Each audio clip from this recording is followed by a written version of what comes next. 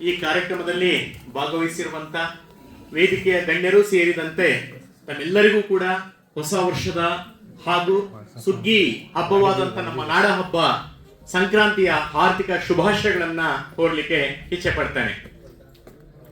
ಆತ್ಮೀಯರೇ, ವೇದಿಕೆ ಮೇಲೆ ಉಪಸ್ಥಿತರಿರ್ತಕ್ಕಂಥ ಗಣ್ಯರು ಸೇರಿದಂತೆ ಈ ಒಂದು ಸಮಾರಂಭದಲ್ಲಿ ಭಾಗವಹಿಸಿರುವಂತ ತಮ್ಮೆಲ್ಲರೂ ಸೇರಿದಂತೆ ವಿಶೇಷವಾಗಿ ವಿವಿಧ ಕ್ಷೇತ್ರಗಳಲ್ಲಿ ಐತಿಹಾಸಿಕ ಹಾಗೂ ಅಮೂಲ್ಯವಾದಂಥ ಸಾಧನೆಯನ್ನ ಮಾಡಿ ಈ ದಿನದ ಸಮಾರಂಭದಲ್ಲಿ ವಿವಿಧ ಪ್ರಶಸ್ತಿಗಳನ್ನು ಸ್ವೀಕರಿಸಲು ಆಗಮಿಸಿರುವಂತ ಎಲ್ಲ ಸಾಧಕ ಮಿತ್ರರಿಗೂ ಹಾಗೂ ನನ್ನ ಪ್ರೀತಿಯ ಮಾಧ್ಯಮ ಮಿತ್ರರಿಗೂ ಕೂಡ ನಮಸ್ಕಾರಗಳನ್ನ ಸಲ್ಲಿಸ್ತೇನೆ. ಈಗಾಗಲೇ ನಮ್ಮ ವೇದಿಕೆಯ 3 ಜನ ಗಣ್ಯರು 3 ರೀತಿಯಾದಂಥ ಭಾಷಣದ ಒಂದು ಅದ್ಭುತವಾದಂಥ ಹೂರಣವನ್ನ ನಮಗೆ ಉಣಬಡಿಸಿದ್ದಾರೆ. ಮೊದಲಿಗೆ ಮಾತಾಡಿದಂಥವರು ನಮ್ಮ ಎಳ್ಳು ಬೆಲ್ಲದೊಂದಿಗೆ ನಮ್ಮ ಜಾಗತಿಕ ಪ್ರಸ್ತುತ ವಿದ್ಯಮಾನಗಳನ್ನು ಬಹಳ ಸೂಕ್ಷ್ಮವಾಗಿ ಹೇಳಿದ್ರು. ಖಂಡಿತವಾಗ್ಲೂ ಕೂಡ ನಾವಿವತ್ತು ನಮ್ಮ ರಾಷ್ಟ್ರೀಯವಾದಂಥ ವಿದ್ಯಮಾನಗಳಿರ್ಬೋದು, ಜಾಗತಿಕ ವಿದ್ಯಮಾನಗಳ ಬಗ್ಗೆ ಖಂಡಿತವಾಗ್ಲೂ ನಾವು ಗಂಭೀರವಾದಂಥ ಚಿಂತನೆಗಳನ್ನ ನಡೆಸಬೇಕಾಗಿದೆ ಅನ್ನುವಂಥ ಒಂದು ಕಿವಿ ಮಾತು ಅವರ ಭಾಷಣದಲ್ಲಿ ಇತ್ತು. ಇನ್ನು ಡಾಕ್ಟರ್ ಸಾಹೇಬರು ಕೂಡ ಬಹಳ ಅದ್ಭುತವಾಗಿ ಕೆಲವು ಕೋಟ್ಗಳು ಸಂದೇಶಗಳನ್ನ ನೀಡ್ತಾ ಈ ಸುಗ್ಗಿ ಹಬ್ಬವಾದಂತ ಸಂಕ್ರಾಂತಿ ಮತ್ತೆ ಎಳ್ಳು ಬೆಲ್ಲದ ಮಹತ್ವವನ್ನು ಕೂಡ ನಮಗೆ ಬಹಳ ಚೆನ್ನಾಗಿ ಕಟ್ಟಿಕೊಟ್ಟಿದ್ದಾರೆ. ಮತ್ತೊಬ್ಬ ಗಣ್ಯರು ಕೂಡ ಬಹಳ ಸಂಕ್ಷಿಪ್ತವಾಗಿ ನಮ್ಮ ಈ ಒಂದು ಡಾಕ್ಟರ್ ಜಿ ಶಂಪಾ ಸಾಹಿತ್ಯ ವೇದಿಕೆ ಇದುವರೆಗೂ ಕೂಡ ನಡೆಸ್ಕೊಂಡು ಬಂದಿರತಕ್ಕಂಥ ವಿವಿಧ ಕಾರ್ಯಕ್ರಮಗಳು ಮತ್ತೆ ಆ ಕಾರ್ಯಕ್ರಮದ ಹಿಂದೆ ನಮ್ಮ ಶ್ರೀಯುತ ಕೃಷ್ಣ ಸ್ವರ್ಣಸಂದ್ರ ಅವರ ಒಂದು ಪ್ರಯತ್ನ ಮತ್ತೆ ಅವರ ಕುಟುಂಬ ತೊಡಗಿಸಿಕೊಂಡಿರ್ತಕ್ಕಂಥ ಒಂದು ಕಾರ್ಯವನ್ನ ಬಹಳ ಶ್ಲಾಘನೆ ಮೂಲಕ ನಮ್ಮೆಲ್ಲರೂ ಕೂಡ ಹೇಳಿದ್ದಾರೆ. ಇವತ್ತಿನ ಈ ಒಂದು ಅಕ್ಷರ ಜಾತ್ರೆಯ ಕಾರ್ಯಕ್ರಮ ಏನಿದೆ, ಇದರಲ್ಲಿ ನಾನು ಮಾತಾಡ್ಲಿಕ್ಕೆ ಇಚ್ಛೆ ಪಡ್ತಕ್ಕಂಥದ್ದು ನಮ್ಮ ಕನ್ನಡ ಭಾಷೆ ಮತ್ತು ಸಾಹಿತ್ಯದ ಬಗ್ಗೆ ಒಂದು ಕಿರು ಅಧ್ಯಕ್ಷೀಯ ನುಡಿಗಳನ್ನ ಆಡ್ಲಿಕ್ಕೆ ತಮ್ಮೆಲ್ಲರ ಅನುಮತಿಯೊಂದಿಗೆ ಇಷ್ಟಪಡ್ತೇನೆ.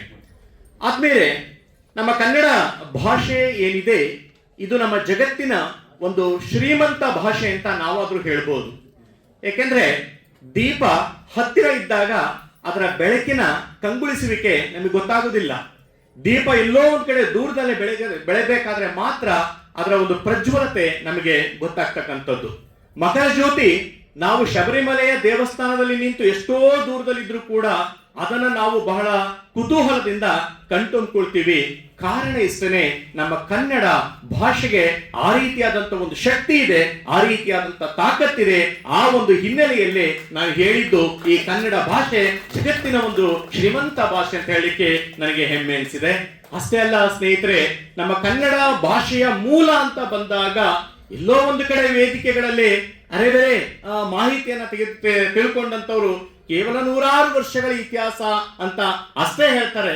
ನಾನು ನಮ್ಮ ಕನ್ನಡ ಭಾಷೆಗೆ ಬರೀ 100 ವರ್ಷಗಳ ಇತಿಹಾಸ ಅಂತ ನಾನು ಹೇಳೋದಿಲ್ಲ, ನಾನು ಘಂಟಾಘೋಷವಾಗಿ ಹೇಳ್ತೇನೆ.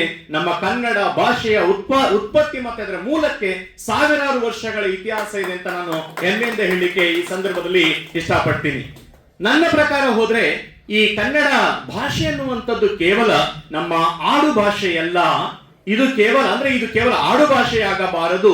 ಇದು ಯಾವ ಭಾಷೆಯಾಗಿರ್ಬೇಕು ಅಂದ್ರೆ ನಮ್ಮ ಕನ್ನಡ ಇದು ಹಸಿವಿನ ಭಾಷೆಯಾಗಿರ್ಬೇಕು, ಇದು ಉಸಿರಿನ ಭಾಷೆಯಾಗಿರ್ಬೇಕು, ಇದು ಮನಸ್ಸಿನ ಭಾಷೆಯಾಗಿರ್ಬೇಕು, ಇದು ಭಾವನೆಯ ಭಾಷೆಯಾಗಿರ್ಬೇಕು, ಇದು ಹೃದಯದ ಭಾಷೆಯಾಗಿರ್ಬೇಕು. ಅದೆಲ್ಲದರ ಜೊತೆಗೆ ಈ ಕನ್ನಡ ನನ್ನ ಭಾಷೆ ದೈನಂದಿನ ಬದುಕಿನ ಭಾಷೆಯಾಗಿದ್ದಾಗ ಮಾತ್ರ ನನ್ನ ಕನ್ನಡದ ಅಸ್ಮಿತೆಯನ್ನ, ಅದರ ಅಸ್ತಿತ್ವವನ್ನು ನಾವು ಖಂಡಿತವಾಗ್ಲೂ ಮುಂದಿನ ಹಲವಾರು ಶತಮಾನಗಳ ಕಾಲ ಉಳಿಸಲಿಕ್ಕೆ ಸಾಧ್ಯ. ಅದೆಲ್ಲದಕ್ಕೂ ನಾವು ಕೌಟುಂಬಿಕವಾಗಿ ಮತ್ತು ವೈಯಕ್ತಿಕವಾಗಿ ಕಟಿಬದ್ಧರಾಗಬೇಕಾಗುತ್ತೆ. ಅದೇ ತರ ಕನ್ನಡ ಭಾಷೆಯನ್ನ ಸರ್ವ ಭಾಷೆಗಳ ಜನರು ಕೂಡ ಆಕರ್ಷಣೆ ಮಾಡುವಂತ ಅಥವಾ ಈ ಕನ್ನಡ ಭಾಷೆಗೆ ಸರ್ವ ಭಾಷೆಗಳ ಜನರನ್ನು ಕೂಡ ಸೆಳೆಯುವಂತ ಆಯಸ್ಕಾಂತದಂತ ಶಕ್ತಿ ಇದೆ ಅಂತ ಹೇಳಿದ್ರೆ ತಪ್ಪಾಗಲಾರದು. ಯಾಕಂದ್ರೆ ನಾವೇ ಎಲ್ಲೋ ಒಂದು ಕಡೆ ನೆರೆಹೊರೆಯ ರಾಜ್ಯಗಳಿಂದ ಬಂದಂತ ಜನರನ್ನ ಅವ್ರನ್ನ ನಮ್ಮ ಭಾಷೆನಲ್ಲೇ ಮಾತಾಡಿ ಅಂತ ನಾವು ನಮ್ಮ ಭಾಷೆನಲ್ಲೇ ಅವ್ರನ್ನ ಮಾತಾಡಿಸುವಂತ ಪ್ರಯತ್ನವನ್ನ ಖಂಡಿತವಾಗ್ಲೂ ಕೂಡ ಮಾಡೋದಿಲ್ಲ. ಉತ್ತರ ಭಾರತದಿಂದ ಬಂದಂತವ್ರು ಹಿಂದಿಲಿ ಮಾತಾಡ್ಲಿಕ್ಕೆ ಸ್ಟಾರ್ಟ್ ಮಾಡಿದ್ರೆ ನಾವು ತೊಡರುಗಾಲಿನಲ್ಲಿ ನಡೆಯುವರಂತೆ ತೊದಲು ನುಡಿಗಳು ನಿಮಗೆ ಬರೋದಿಲ್ಲ. ಭಾಷೆ ಆದರೂ ಅವ್ರ ಜೊತೆ ಅದರಲ್ಲೇ ಸಂವಹನವನ್ನ ನಡೆಸಲಿಕ್ಕೆ ಪ್ರಯತ್ನ ಮಾಡ್ತೀವಿನ ಅವನಿಗೆ ನನ್ನ ಮಾತೃಭಾಷೆಯಲ್ಲೇ 2 ಪದಗಳನ್ನ ಹೇಳಿಕೊಡುವ ಮೂಲಕ ಹೇಗಿದ್ದೀಯಾ, ನಿನ್ನದು ಊಟ ಆಯಿತಾ, ನೀನು ಎಲ್ಲಿಯವನು ಅಂತ 3 ಪದಗಳನ್ನ ಕೇಳೋದ್ರ ಮೂಲಕ ನನ್ನ ಕನ್ನಡವನ್ನ ಅವನಿಗೆ ಹೇಳ್ಕೊಡಂತ ನಾವು ಪ್ರಯತ್ನವನ್ನ ಎಲ್ಲಿವರೆಗೂ ಮಾಡೋದಿಲ್ವೋ ಅಲ್ಲಿವರೆಗೂ ನಮ್ಮ ಭಾಷೆ ಖಂಡಿತವಾಗ್ಲೂ ಕೂಡ ಮೇಲೆ ಬರಲಿಕ್ಕೆ ಸಾಧ್ಯ ಇಲ್ಲ. ಅದಕ್ಕೆ ಹೇಳಿದ್ದೆ ನಾನು, ನಮ್ಮ ಕನ್ನಡ ಭಾಷೆಗೆ ಸರ್ವ ಭಾಷೆಗಳ ಜನರನ್ನ ಆಕರ್ಷಣೆ ಮಾಡುವಂತ ಮತ್ತೆ ಸೆಳೆಯುವಂತ ಅಯಸ್ಕಾಂತದಂತ ಒಂದು ಗುಣ ಇದೆ ಎನ್ನುವಂಥದ್ದು ಅದು ನನ್ನ ಕನ್ನಡದ ಶಕ್ತಿ, ಅದು ನನ್ನ ಕನ್ನಡದ ತಾಕತ್ತು. ಯಾಕೆಂದ್ರೆ ಕನ್ನಡಕ್ಕೆ ಕನ್ನಡವೇ ಸಾಟಿ, ಕನ್ನಡಕ್ಕೆ ಕನ್ನಡವೇ ಸಾಟಿ, ಕನ್ನಡಕ್ಕೆ ಕನ್ನಡವೇ ಸಾಕ್ಷಿ, ಕನ್ನಡಕ್ಕೆ ಕನ್ನಡವೇ ಸಾಕ್ಷಿ ಅನ್ನುವಂಥದ್ದು ನನ್ನ ಮೂಲ ಅಭಿಪ್ರಾಯ.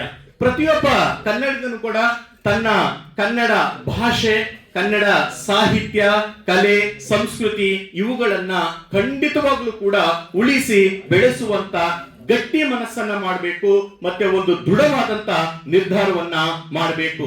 ನೋಡಿ, ನಮ್ಮ ಕರ್ನಾಟಕದ ಚರಿತ್ರೆಯಲ್ಲಿ ಹಲವಾರು ರಾಜಮನೆತನಗಳು, ಹಲವಾರು ರಾಜ ಪರಂಪರೆಗಳು ಆಡಳಿತವನ್ನ ನಡೆಸ್ತಾ ಹೋದವು. ಅವತ್ತಿನ ಕನ್ನಡದ ರಾಜಮನೆತನಗಳಾದಂತ ಕದಂಬ ಮನೆತನ ಇರ್ಬೋದು, ತಲಕಡಿನ ಗಂಗರ್ ಇರ್ಬೋದು, ಬದಾಮಿ ಚಾಲುಕ್ಯರು ಇರ್ಬೋದು, ರಾಷ್ಟ್ರಕೂಟರು ಇರ್ಬೋದು, ಕಲ್ಯಾಣಿ ಚಾಲುಕ್ಯರು ಇರ್ಬೋದು, ವಿಜಯನಗರದ ಅರಸರು ಇರ್ಬೋದು, ನಮ್ಮ ಮೈಸೂರಿನ ಹೆಮ್ಮೆಯ ಒಡೆಯರ್ ವಂಶಸ್ಥರು ಇರ್ಬೋದು. ಇವತ್ತು ಅವತ್ತು ಬರೀ ಅವರು ಆಡಳಿತ ಆಡಳಿತ ಆಡಳಿತ ಅಂತ ಕೂತಿದ್ರೆ ಇವತ್ತು ನಮ್ಮ ಕನ್ನಡದಲ್ಲಿ ವಿಪುಲವಾದಂತ ಸಾಹಿತ್ಯ ಲೋಕ ಸೃಷ್ಟಿಯಾಗ್ತಾ ಇರಲಿಲ್ಲ.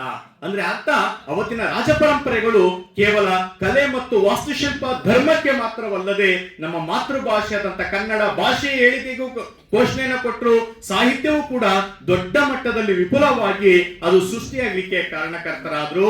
ಅಂತ ಒಂದು ಜವಾಬ್ದಾರಿಯನ್ನ ಈಗ ನಮ್ಮ ಹೆಗಲಿಗೆ ಹಾಕಿದ್ರೆ 21ನೇ ಶತಮಾನದಲ್ಲಿ ಇಂಥ ಜವಾಬ್ದಾರಿಯನ್ನ ಮುಂದಿನ ಶತಮಾನಗಳಿಗೆ ನನ್ನ ಕನ್ನಡ ಭಾಷೆ ಸಾಹಿತ್ಯ ಮುಂದುವರಿಬೇಕು ಅಂದ್ರೆ ಅದು ನಮ್ಮೆಲ್ಲರ ಒಂದು ಜವಾಬ್ದಾರಿ ಅಂತ ನಾನಾದ್ರೂ ಕೂಡ ಭಾವಿಸಿದ್ದೀನಿ.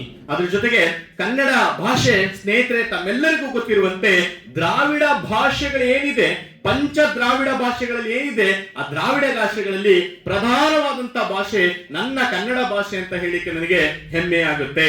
ಕರ್ನಾಟಕವನ್ನ ಆಳಿದಂತ ಅನೇಕ ರಾಜಮನೆತನಗಳು, ಸಾಮ್ರಾಜ್ಯಗಳು ಕೂಡ ಈ ಕನ್ನಡ ಭಾಷಾ ಸಾಹಿತ್ಯವನ್ನ ಪೋಷಿಸಿ ಬೆಳೆಸುವಲ್ಲಿ ಅತ್ಯಂತ ನಿರ್ಣಾಯಕವಾದಂತ ಪಾತ್ರವನ್ನು ವಹಿಸಿದ್ರು.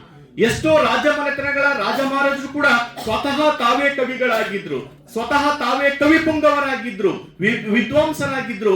ಅವರ ಲೇಖನಿಂದಲೂ ಕೂಡ ಅನೇಕ ಸಾಹಿತ್ಯ ಕೃತಿಗಳು ಹೊರಬಂತು. ನೀವು ಬದಾಮಿ ಚಾಲುಕ್ಯರ ಕಾಲ ನೋಡ್ಬೋದು, ರಾಷ್ಟ್ರಕೂಟರ ಕಾಲ ನೋಡ್ಬೋದು, ಕಲ್ಯಾಣಿ ಚಾಲುಕ್ಯರ ಕಾಲ ಅಷ್ಟೇ ಯಾಕೆ ವಿಜಯನಗರವನ್ನ ಆಳಿದಂತ ನಿಮ್ಗೆಲ್ಲರಿಗೂ ಗೊತ್ತಿರುವಂತೆ ಕನ್ನಡ ರಮಾರಮಣ ಆಂಧ್ರ ಭೋಜನ ಎಂದೇ ಖ್ಯಾತಿಯಾದಂತ ಕೃಷ್ಣದೇವರಾಯನು ಸ್ವತಃ ತೆಲುಗಿನಲ್ಲಿ ಉದ್ಯಮ ಪಂಡಿತನಾಗಿದ್ದ, ಸಂಸ್ಕೃತದಲ್ಲೂ ಉದ್ಯಮ ಪಂಡಿತನಾಗಿದ್ದ.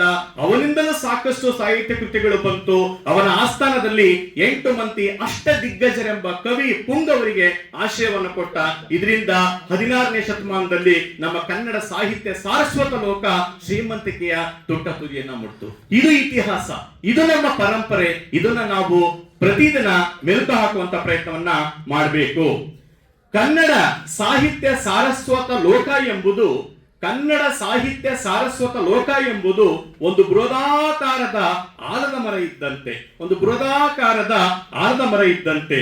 ಇಲ್ಲಿ ಕಥೆ, ಕಾದಂಬರಿ, ನಾಟಕ, ವಿಮರ್ಶೆ, ಮೀಮಾಂಸೆ, ಕಾವ್ಯ, ಕವನ, ಚುಟಕು ಎಲ್ಲವೂ ಮೇಳೈಸಿವೆ. ಬಹುಶಃ ಜಗತ್ತಿನ ಯಾವ ಭಾಷೆಗಳಲ್ಲೂ ಕೂಡ ಈ ರೀತಿಯಾದಂತಹ ಸಾಹಿತ್ಯ ಪ್ರಕಾರಗಳನ್ನು ನಾವು ಖಂಡಿತವಾಗ್ಲೂ ಕೂಡ